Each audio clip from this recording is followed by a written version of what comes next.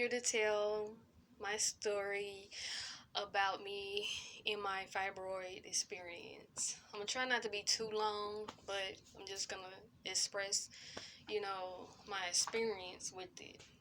I might get emotional the more um, I talk about it, but maybe my story will help or motivate somebody. In 2016, I went for my normal, yearly checkup. And, of course, they check, you know, that area to see if there's anything abnormal or anything. And then when they was checking it, they felt, that something was off. And then, of course, they ran tests and everything. And then they told me they was fibroids. But see, at that time in 2016, I was finishing up medical school. So in my mind, my goal was to, finish medical school, try to get a job in a clinic or hospital so I can get the right type of health insurance so I can go on and have the surgery so I can have children. But that wasn't the case. I got denied so many jobs. So by 2018, I decided to apply for her school. But during 2016 through 18, I started noticing changes in my cycles. They became heavier. I started seeing more like blood clots, like bigger than a golf ball. Um, so I'm like, okay, well, I'm just gonna keep on pushing it and continue trying to work at goals so I can get the right type of insurance. Because they told me, like, well, if you wait too long, it may get so big to the point where it may destroy your uterus to where you can have children. And that was like one of my goals, like to, accomplish a goal so I can have a family of my own, so I can feel that experience. So 2018, that's when my health started to slowly turn for the worse. It was hard for me to stand. I had vomit like every single day, like I couldn't eat. It was hard for me to rest and have like a peace of mind. It was getting to the point where I had to start wearing the pins. That's how heavy I started to bleed. And, normally a person would wear like one size pad. I had to wear two. And it was getting to the point where them two wasn't enough. But as the year of 2018, kept going through the months, I started feeling more different with my body and my mind, and until like April of 2019, that week of April the 26th, you know how sometimes your body will let you know when something isn't right to a point where you like, wait a minute, this is a different feeling, something is really wrong. The bleeding kept getting heavier. I kept getting weaker. I kept getting sicker. Like, I couldn't squat. I couldn't bend forward. I mean, if I was to sneeze, I bled. And it wasn't just a light, it was a lot. And the week of April the 26th in 2019, April the 25th that night, I was experiencing some pain like in my stomach, but it wasn't the type of pain where, oh, you can just take some Advil and you would just be fine. No. So that morning of April 26th, I automatically went to the hospital. I went to the ER. I told them my symptoms and what was going on. I told them about my condition of having fibroids. Then they automatically gave me some pain through the IV. But in the process, they tested my blood. And so the doctor came back. I'm laying there, I'm feeling horrible, y'all. Like, I'm feeling bad. Like, I didn't look myself. I didn't feel myself. And he said, Have you noticed the color of your nails? And I'm thinking in my mind, like, no. He said, your nails are white. Your eyes are pure white. That means you don't have no blood in your body. So he told me, if you want to wait another week to bleed, you want to have a heart attack. Wow. I was so like shocked because knowing the fact that I was dying every single day slowly. Wow. I was dying until God put it on my spirit to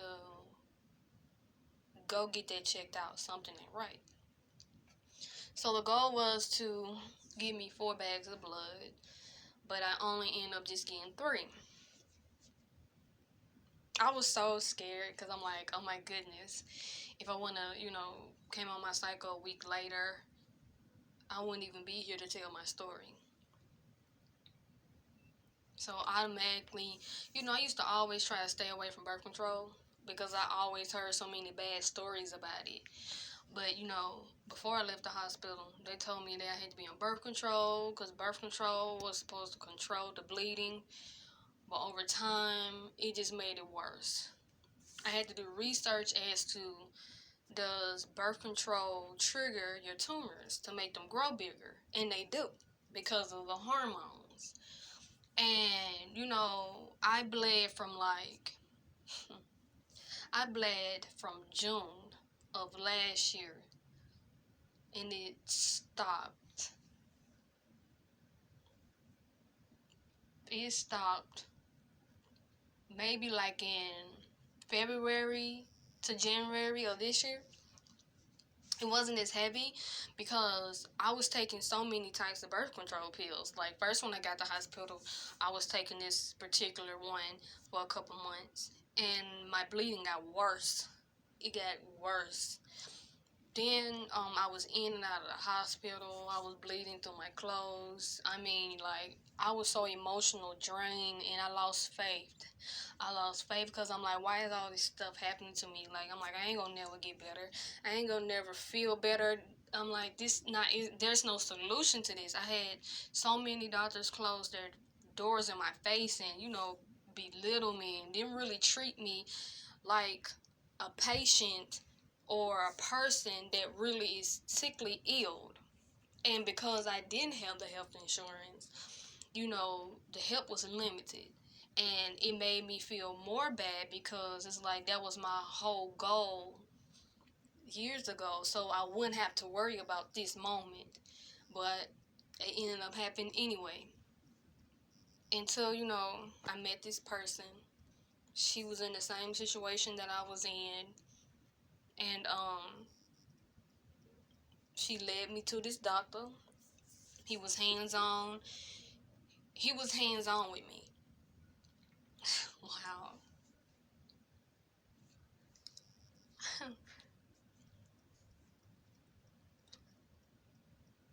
He was hands on with me because it made me feel like, wow, I finally met somebody who's gonna take my health serious and and see me, hear me, and feel me, even though I didn't have no insurance. You know what I'm saying? Like, I tried to get Medicaid, I tried to get disability. They turned me down. They told me I wasn't disabled enough when I know I was disabled. Um, so I had to end up getting the birth control shot, which it didn't work right off the back. The bleeding kind of slacked up a little bit, but not all the way like the goal was supposed to be. So it was getting to the point where I had to take more birth control pills and take a shot, and it still wasn't working. And all that did was make my tumors grow bigger, and I ended up getting 9 tumors. The tumors were so big that it was on my ribs, and you could no longer see my uterus. So I had no other choice but to get a hysterectomy, right? So while I'm signing the papers, I had an emotional moment because I'm like, wow, what am I going to do now? I can't have children. I can't, I can't I would never be able to feel or have that experience of what it is to have a child, you know? I mean, yeah, people say, you can adopt and everything, but there's nothing like having your own. When I finally get to that level of acceptance to adopt, I would do so. But, it's still fresh for me. So it's like March 4th, that's when I had the surgery. I was so nervous because this is my first, all of this is new to me. It was first time ever having surgery, first time ever being sick like this, so deep like that. Um,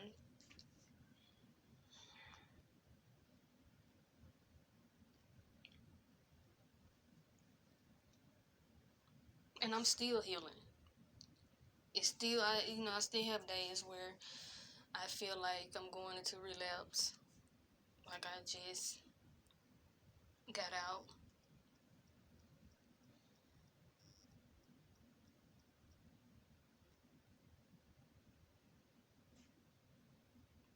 But I keep going. I pray more for strength and guidance to have a peace of mind. Because,